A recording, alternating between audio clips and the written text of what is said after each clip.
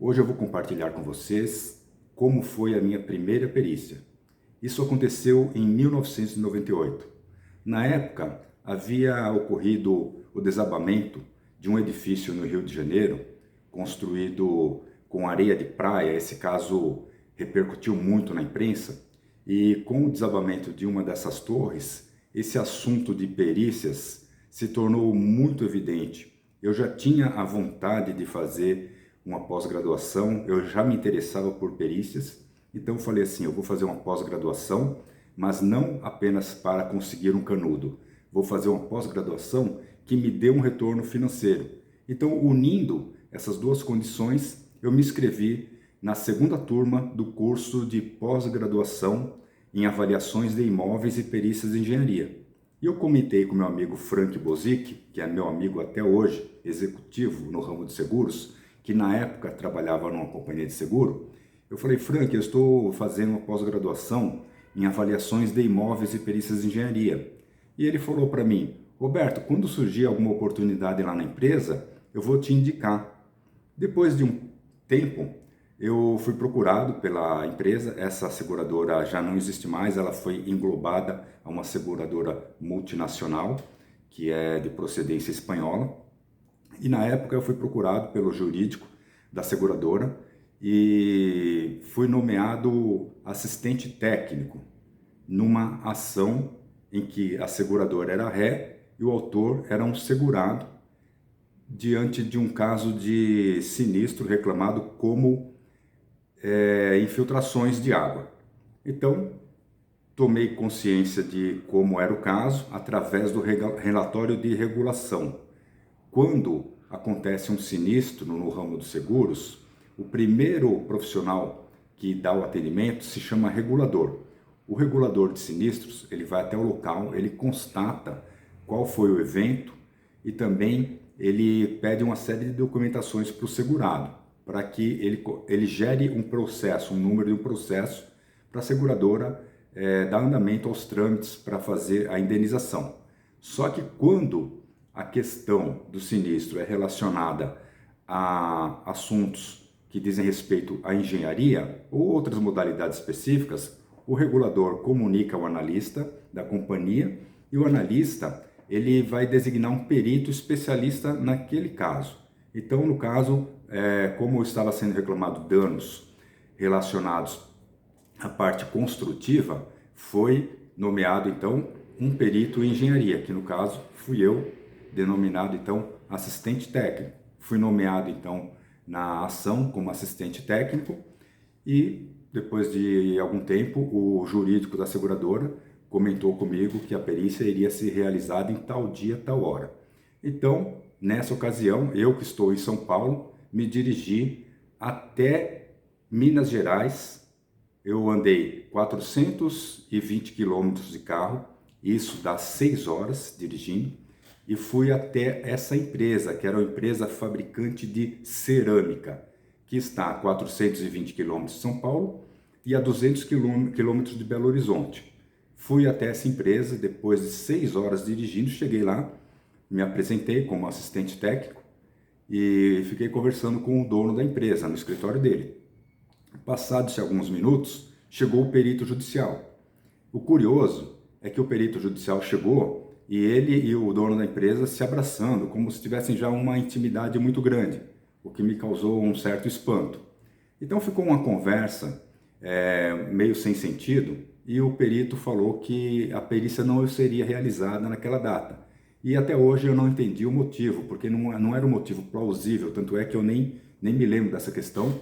E ele falou, olha, fica tranquilo que a gente faz a vistoria e passa para você. Eu falei, não, pode marcar novamente a perícia porque eu virei novamente.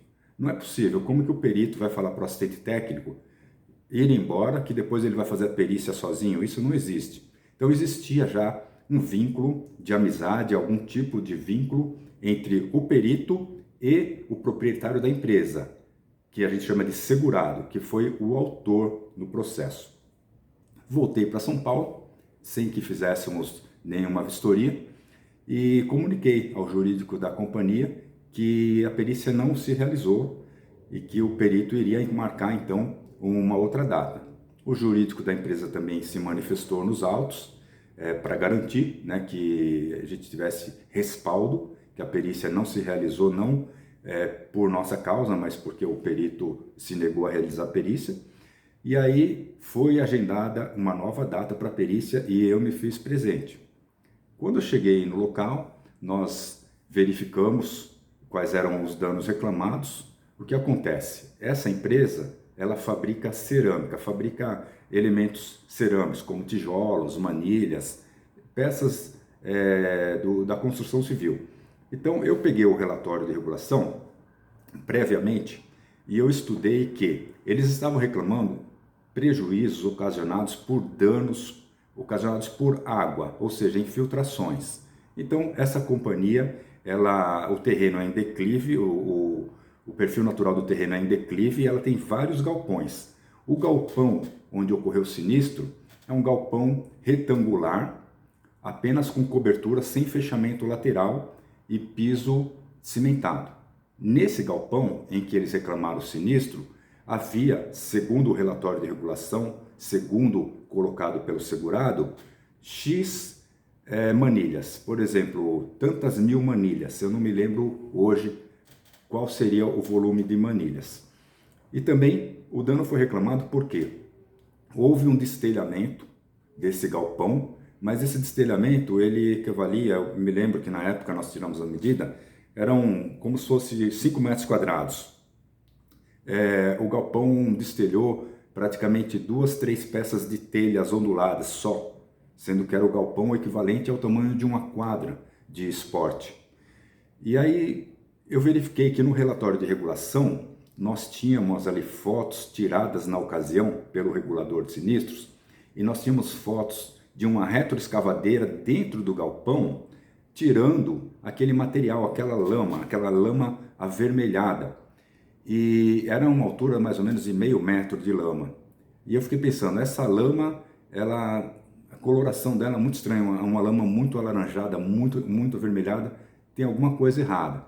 Outra coisa que me chamou a atenção, esse sinistro, ele supostamente ocorreu na noite de Natal.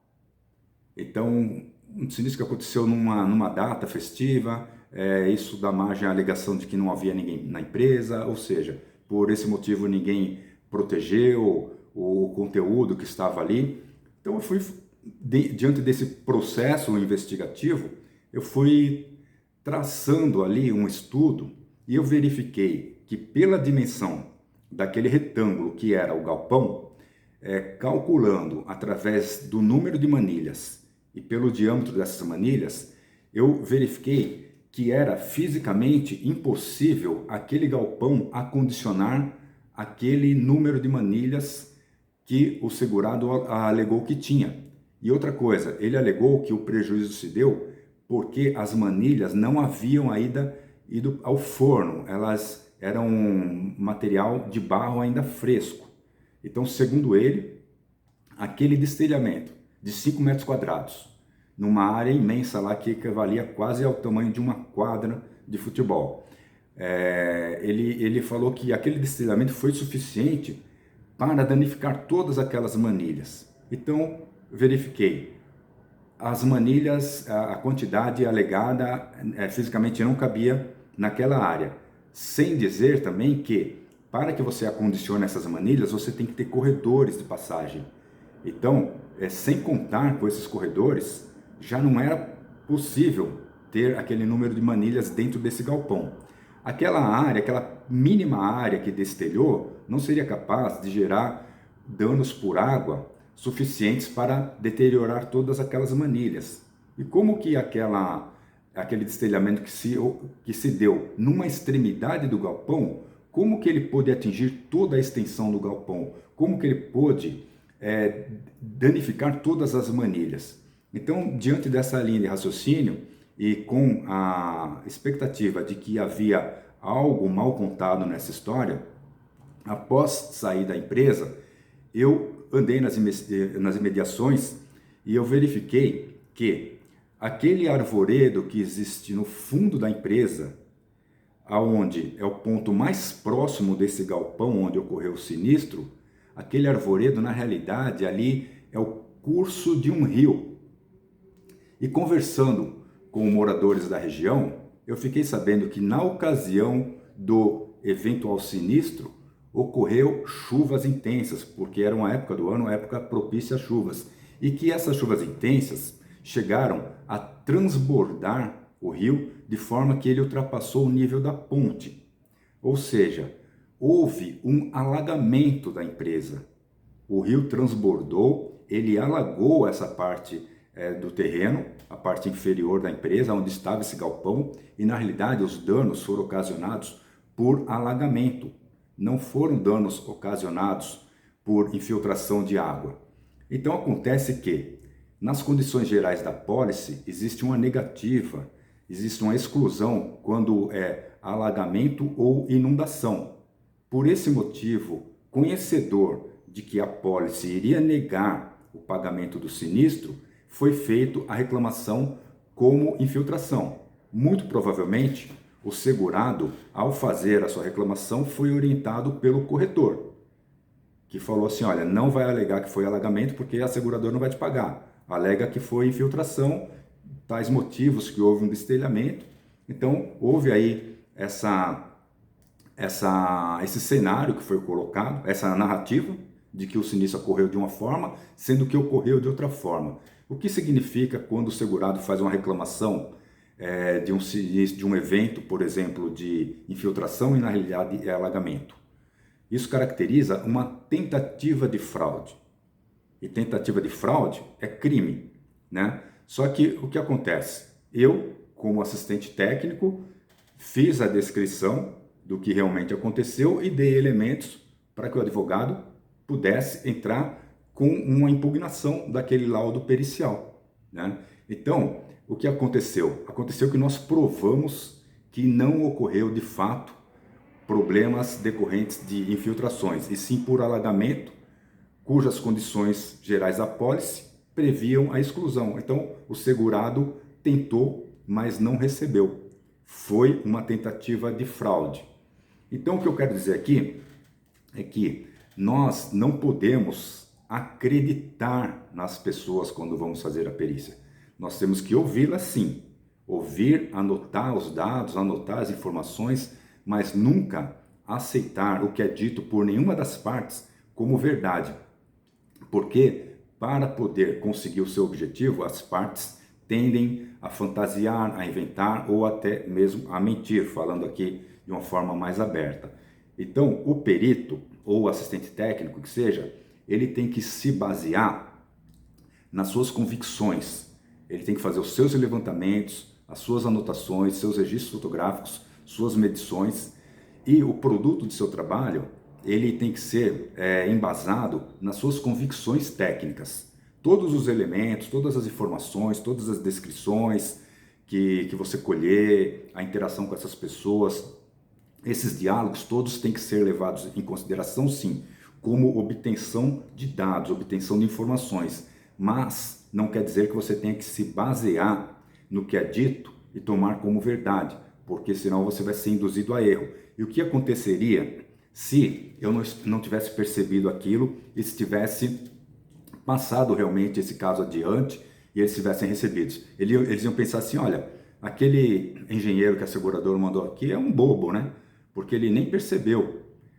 E, no entanto, não foi isso que aconteceu. Agora, o bom dessa história toda é o seguinte. Vocês lembram no início do vídeo que eu falei que eu estava fazendo um curso de pós-graduação. Eu estava fazendo, eu não tinha concluído. Só que essa perícia, o que eu ganhei nela, e que não foi um valor exorbitante, não, mas o que eu ganhei de honorários nessa perícia foi suficiente para pagar aquele 1 ano e meio de pós-graduação que eu estava fazendo. Eu me lembro que o que eu gastei em 1 ano e meio de pós-graduação com as mensalidades, esse valor era compatível com o valor que eu ganhei na realização dessa primeira perícia, que depois abriu para mim campo para trabalhar em centenas de perícias, que até hoje eu não sei exatamente quantas perícias eu já fiz em toda a minha carreira. E eu tive parceria com essa empresa durante praticamente 15 anos, estive à frente de todas as perícias relacionadas à parte de engenharia civil em todo o Brasil para essa companhia de seguro, que hoje é uma líder de mercado, é uma companhia espanhola. uma multinacional. Então, pessoal, quero deixar claro para vocês o seguinte: você que está começando, que tem algum receio, que às vezes se sente intimidado com aquele perito, com aquele assistente técnico, com as partes, o que quer que seja, mas se você for nomeado perito, não se sinta intimidado. Se você for nomeado perito, você foi escolhido pelo magistrado para atuar naquele caso. E ele verificou o seu perfil, ele verificou as suas informações no cadastro e ele entendeu que você está apto a atuar. Independentemente se você é um perito novo de idade ou novo de atividade, mas ele te escolheu e naquele momento você está representando a justiça. Então, não se deixe intimidar por ninguém, não se deixe ludibriar. Perceba que muitas vezes as pessoas tentam te persuadir a um raciocínio, conversam demais, falam demais, agem com um temperamento diferenciado. Então, tenha a sua postura, seja estritamente profissional e você tem que focar no evento que você está analisando. Você não tem que perder o foco porque alguém está te tirando o foco. Como que eu fiz? Eu foquei naquele trabalho, foquei naquele evento, não permiti que tirassem o meu foco e foi justamente essa concentração que eu tive que me levou a perceber que no fundo da empresa tínhamos um córrego, um rio que transbordou, provocou um alagamento, danificou as manilhas e na realidade se tratava de uma tentativa de fraude. Então essa foi a história da minha primeira perícia e até hoje eu me lembro com bastante satisfação de que foi um caso muito bem sucedido e que eu tive aí a luz, né, de perceber os fatos e não me deixar levar pela situação, apesar de ser na época um perito novo de profissão. Então você tem que confiar em você e fazer o melhor que você puder, sempre com muito profissionalismo. É isso aí, pessoal. Essa foi a história da minha primeira perícia. Espero que tenham gostado. E mais adiante eu vou fazer outros vídeos contando casos curiosos que aconteceram comigo em perícias também. Tá bom? Muito obrigado pelo prestígio de todos e até o próximo vídeo.